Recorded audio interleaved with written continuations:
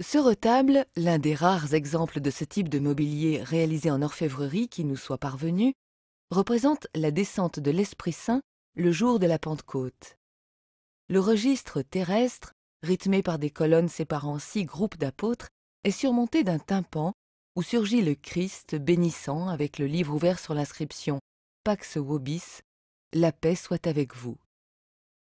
Les rayons de l'esprit viennent frapper les apôtres qui expriment des émotions diverses, surprise, méditation, soumission.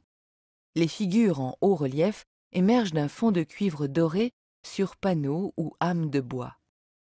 Les nimbes qui auréolent les têtes des apôtres sont émaillées selon la technique du champ levé. Réalisée dans la vallée de la Meuse vers 1160-1170, peut-être pour le prestigieux centre artistique de l'abbaye de Stavelot, cette œuvre témoigne de l'art mosant de la vallée de la Meuse, à son apogée. L'emploi du vernis brun et la palette froide des émaux en sont caractéristiques.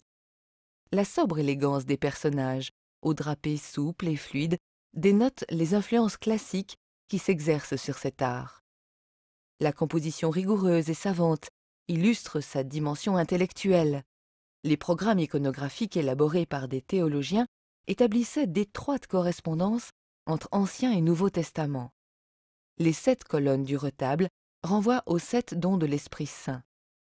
Sagesse, intelligence, conseil, force, science, piété et crainte de Dieu.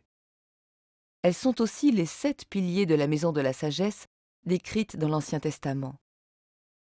Au-delà de la narration de l'épisode de la Pentecôte, le retable est aussi une représentation symbolique de l'Église, nouveau temple de la sagesse, dont les apôtres, rassemblés par la descente de l'Esprit Saint, sont les piliers.